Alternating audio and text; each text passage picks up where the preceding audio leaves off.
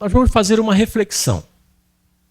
Não é um culto, não é um estudo, é uma reflexão. O que é uma reflexão? É botar o seu raciocínio para funcionar, o seu pensamento. Eu peguei sua caneta, né, irmã? Para funcionar. Obrigado, tá? É uma reflexão, tá? E como título dessa reflexão, eu botei assim, ó, tolerância zero com o pecado. Pegaram? Tolerância zero com o pecado. A gente, irmãos, está perdendo a mão com o pecado. O que eu quero dizer com isso? Que nós estamos chegando num ponto que a gente não está considerando mais o pecado como pecado. Isso é um negócio assim absurdo. Porque a Bíblia trata determinadas coisas, a Bíblia fala para a gente se afastar de determinadas coisas, a Bíblia fala para a gente não cair em determinadas coisas, que com o passar do tempo vem se tornando cada vez mais natural. E a gente age naturalmente, como se aquilo não fosse algo que o próprio Senhor repudia. Nós estávamos na oficina, sabe que oficina é um negócio complicado, né, meu irmão? Que de assunto que aparece ali é coisa de louco. Estava falando sobre preguiça. Ah, ele é preguiçoso, aquele cara é preguiçoso, esse não é preguiçoso, e aí aquele preguiçoso. Como que alguém olhasse para mim e perguntasse assim, e você, o que acha? Eu falei, preguiça é pecado, pô. Hã? Tal foi o espanto. Preguiça é pecado. E como todo pecado, ele tem que ser extirpado na nossa vida, irmão. O que é preguiça? O que é preguiça? Alguém sabe? Rapidamente. 1, 2, 3. O que é preguiça? Preguiça, normalmente, o cara é não fazer nada. Não é? Pô, o cara não faz nada. O que é preguiça? Preguiça não é não fazer nada. Atenção aqui, gente, ó, presta atenção. Preguiça não é não fazer nada. Ah, aquele cara não faz nada. Então ele está morto, irmão. Se não faz nada, ele está morto. Pode enterrar. Preguiça é você fazer o que é mais fácil. Isso é preguiça. Fazer o que é mais fácil. Tem muito preguiçoso trabalhando. E trabalha com vontade. Por quê? Porque às vezes tem um problema para resolver em casa, bebê. O que ele prefere fazer? Ir trabalhar. Do que resolver o problema em casa. Entendeu? Entendeu? Porque o trabalho para ele é fácil. Ele tira de letra. Agora, resolver o problema com a mulher, meu irmão, melhor ir para o trabalho. É preguiçoso. Ele procura fazer o que é mais fácil. Isso é preguiça. Entenderam? Olha só, tem uma grande diferença em fazer o mais fácil e fazer o que é certo. Há uma grande diferença. Abre comigo em Gênesis 4, rapidinho, só para a gente ler um negocinho aqui. Caim e Abel. Caim e Abel, Gênesis 4. A partir do verso... Olha só que legal isso aqui. Verso 4. Verso 4 mesmo. Não. Verso 4. Gênesis 4, verso 4. Olha que isso aqui legal. Acharam aí? Amém? Amém, gente? Puxa vida. Abel, por sua vez, trouxe das primícias do seu rebanho e da gordura dele. E agradou-se o Senhor de Abel e da sua oferta. Veja que Abel, ele trouxe da primícia. A primícia, ela tem que ser selecionada. A primícia, ela tem que ir lá, buscar, ver qual é a melhor, dá trabalho. Selecionar com antecedência, isso dá trabalho, irmãos. Sim ou não? Então ele faz tudo isso e como consequência, a Bíblia diz que agradou o Senhor de Abel e sua oferta. Sim ou não? Agora, se você continuar lendo, olha o que acontece. E a passo de que Caim e da sua oferta não se agradou. Viu? Caim e da sua oferta não se agradou. Certamente, este Caim pegou algo que estava ali na mão. Vou pegar isso aqui mesmo, tá certo, tá bom. Isso que já está aqui. E olha só a continuação do que vai falar o Senhor no verso 7. Se fizer o que é certo, se fizer o que é certo, não é certo que serás aceito? Todavia, procederes mal, e o pecado e a morte jaz à porta. Então veja, se fizesses o que é certo, certamente não seria aceito? Abel fez o que era certo ou o que é mais fácil? Abel fez o certo. Por quê? Foi aceito. Caim, o mais fácil. Deu para entender? Pegou essa visão aí? A Bíblia, ela fala de duas portas, dois caminhos, sim ou não? Um estreito, né? O mais difícil, e a Bíblia fala que poucos são que escolhem esse caminho, e o mais largo, que é o mais fácil. Se eu te perguntar, o preguiçoso vai escolher a porta estreita ou a porta larga? Agora, olha o que a Bíblia diz a respeito da porta larga. Larga é o caminho que conduz à perdição. A preguiça é pecado e te conduz à perdição. Olha, irmãos, e a gente trata a preguiça como, esse é preguiçosozinho. É um preguiçosozinho de papai, preguiçosozinho da mamãe. Largo é o caminho que conduz à perdição. Aí que nós acabamos de ler, procedestes mal, Caim, e eis que a morte está aí na porta. Escolheu o que é mais fácil, Caim. A morte está aí na porta. Certamente, irmão, Caim escolheu levar o que era mais fácil. Certamente Caim pegou mão daqueles legumes que estavam em cima da mesa que ele colheu 3 dias atrás. Dava para comer? Dava para comer. Mas era primícia? Não era primícia. Não era primícia. Era o mais fácil. Aí Caim certamente pensou no seu coração, digo eu e não a Bíblia. Tudo bem, eu vou levar essas ofertas aqui. Amanhã eu vou lá no terreno, lá onde o sol está escaldante, e colho uns legumes fresquinhos. E da próxima vez, eu oferto os legumes fresquinhos. Mas de hoje vai ser esse aqui mesmo, irmão. É o que está na mão. É o mais fácil. Agora pense comigo. Para Abel, esse pensamento de Caim não seria possível.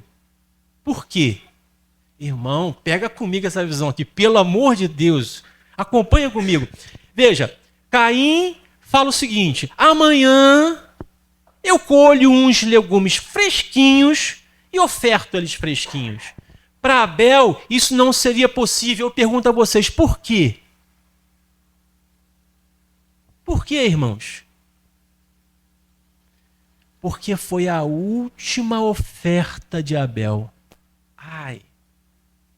Foi a última. Ele não teve outra oportunidade. Essa foi a última oportunidade de Abel. E ele fez com excelência, ele fez o que era certo, ele trouxe da primícia, ele ofertou o que era melhor para o Senhor. Sem saber que era a última oferta que ele estava dando ao Senhor. Certamente, depois daquela oferta, ele ouviu do pai assim, vinde, Abel, bendito do meu pai, entrai na terra prometida. Oh, glória! Faça o que é certo. Faça, meu irmão, o que é certo. Não faça o que é mais fácil.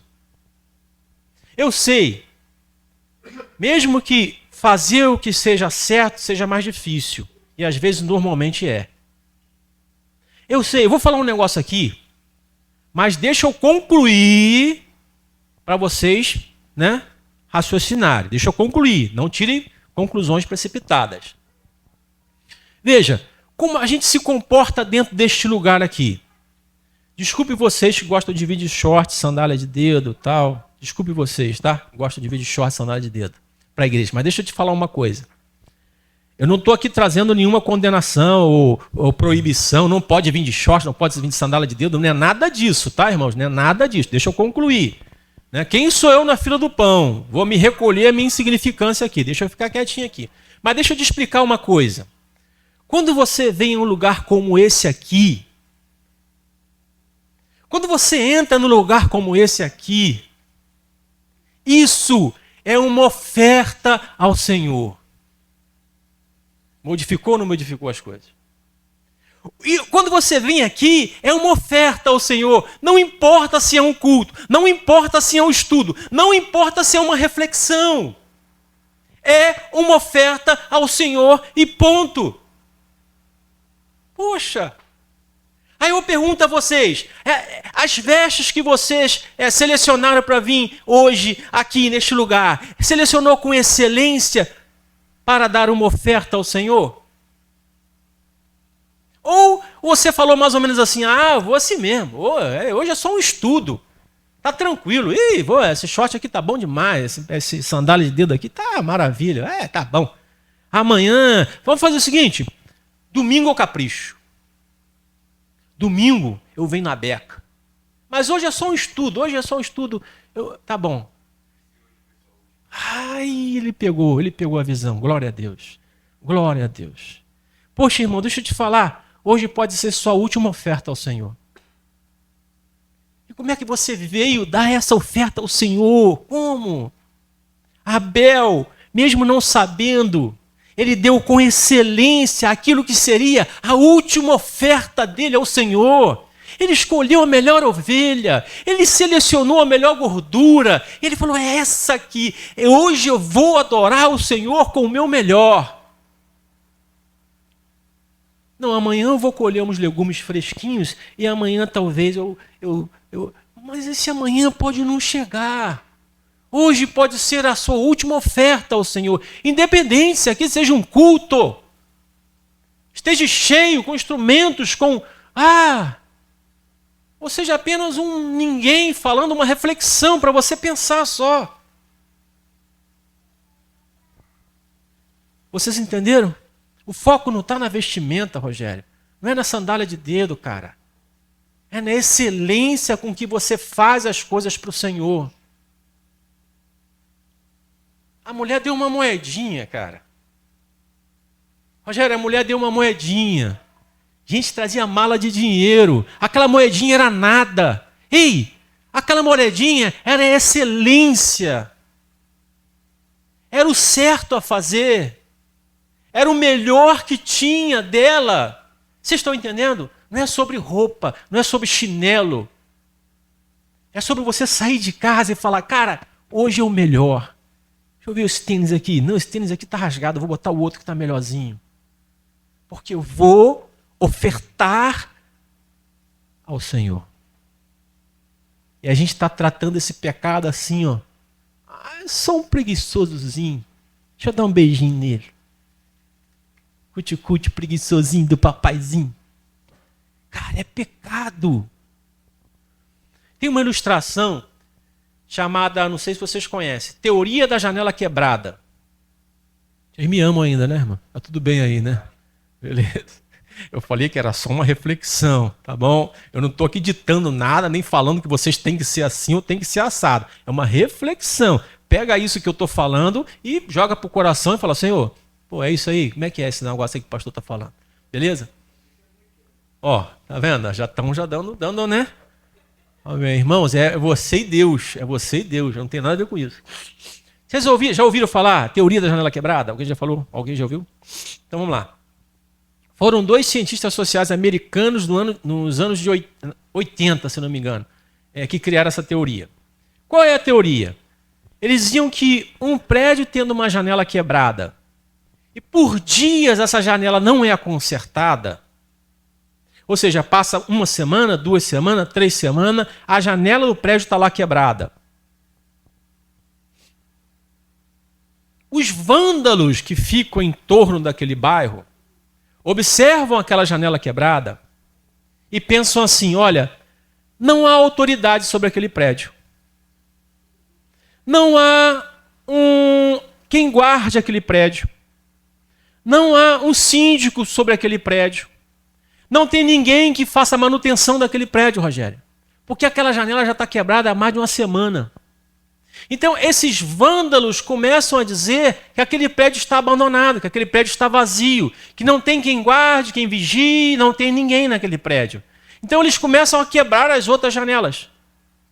Eles começam a quebrar, a depredar aquele prédio e começam a pichar os muros, a ponto de chegar um momento que está tão depredado que eles invadem o prédio. E ali causa uma ruaça tremenda dentro daquele prédio. Esses mesmos cientistas fizeram um teste, uma experiência. Eles pegaram um carro e estacionaram no centro da cidade. E deixaram o carro estacionado lá durante um mês. O carro ficou lá. Um mês depois eles voltaram e o carro estava no mesmo lugar, intacto. Beleza? Beleza. Esse mesmo cientista chegou no vidro da janela do vigia e quebrou. E foi embora. 5 horas da manhã. Ninguém viu. No dia seguinte, às 5 horas da manhã, ele voltou lá. Pasmem, o carro estava depenado. Não tinha mais nada dentro do carro. Provando, então, a teoria da janela quebrada. O que eu quero falar com isso com vocês? Fazer um paralelo na nossa vida espiritual. Porque todas as vezes, irmão, que a gente peca, mesmo que seja pareça um pecadinho, um minúsculo pecadinho, uma coisinha boba, nós estamos quebrando uma janela. Entenderam aí? Nós estamos quebrando uma janela. E aqui está o cerne da questão.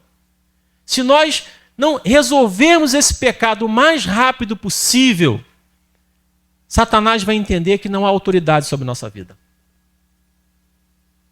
Abra sua Bíblia aí, João 14, 21. Rapidinho. João 14, 21.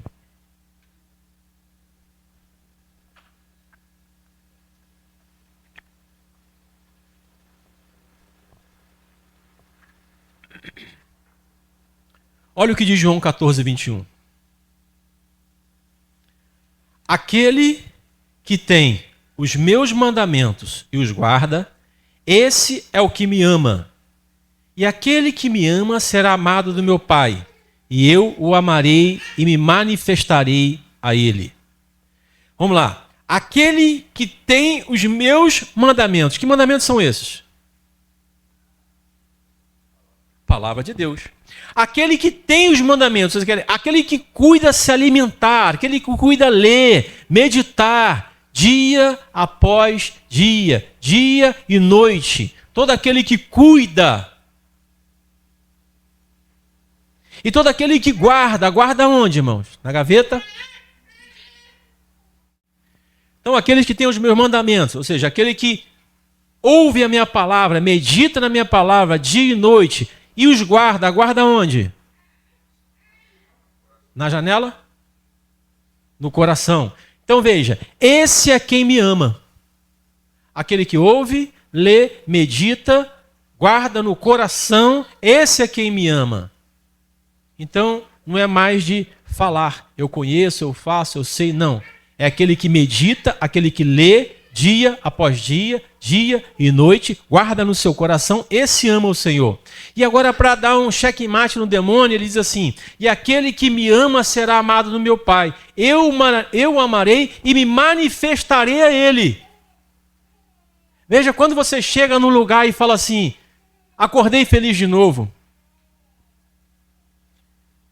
Num ambiente onde tem uma pressão horrível de venda, você tem que vender, você tem que vender, você tem que vender, você tem que vender. Você chega num lugar como esse e fala, hoje eu acordei feliz de novo. A manifestação de Deus naquela fala é grande demais. Que aquela pessoa fica assim pensando na hora do almoço, cara, aquele cara acordou feliz de novo. Eu estou aqui desesperado todo dia. Eu acordo numa tensão terrível. E aquele cara falou que acordou feliz de novo. Manifestar a glória de Deus. Agora, tem um detalhe. Quando isso não acontece na nossa vida, é o pior da história. Ele entende que nós estamos vazios. E aí ele faz uma destruição na nossa vida. Porque a Bíblia diz em 1 João 3, verso 6, todo aquele que permanece nele não vive pecando. Todo aquele que permanece em Deus não tem a prática do pecado, não tem o prazer do pecado. Agora, toda pessoa que continua pecando, toda pessoa que tem a janela quebrada e não conserta, a Bíblia diz, não viu, nem tampouco conhece o Senhor. E Satanás, de posse dessa informação, ele começa então a destruição na nossa vida. Entenda uma coisa. Essas coisas começam com pequenos erros, que a gente não vai consertando. São as janelas quebradas na nossa vida. Amém?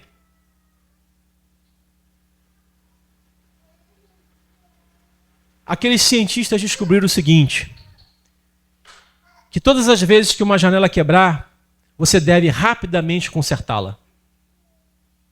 Porque quando a janela é reparada, imediatamente, os vândalos que rodeiam a cidade, não sei se vocês estão pescando, irmãos, tomara que vocês estejam entendendo.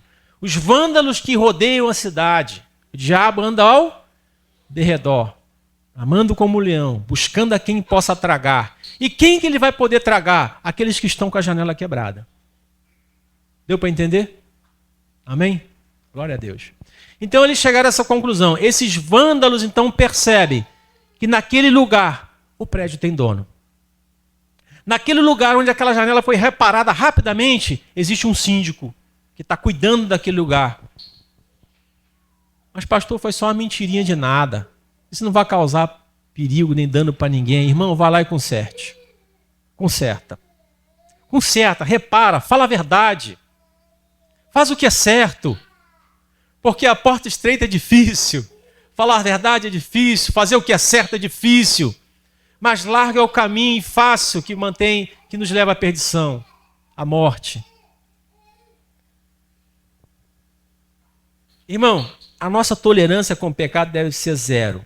Assim Satanás saberá que esse prédio, que somos nós, não está abandonado. Muito pelo contrário, está muito bem administrado pelo Espírito Santo de Deus. E eles não vão entrar, porque tem um administrador real nesse prédio. Jesus Cristo. Amém? Irmãos, que Deus abençoe vocês. Como eu falei, foi só uma reflexão. Pensem nisso. Tá? Não tem essa de, cara, é só dar 50 reais pro guarda. Cara, isso é pecado. Ah, mas é só uma preguicinha. Cara, isso é pecado. Ah, mas vou fazer um negocinho aqui, mas Deus me perdoa. Não, cara, isso é pecado.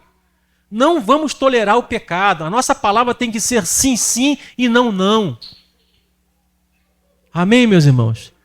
Deus abençoe vocês. Pensem nisso aqui, meditem nisso aqui, que acho que vai ser vida para vocês. Vamos orar? Pai amado, Pai querido, nós te louvamos, engrandecemos o teu nome por esse tempo que estivemos juntos. Por esse momento de reflexão, onde o Senhor nos leva a pensar em fazer o certo, em fazer o excelente, neste tempo de oferta ao Senhor.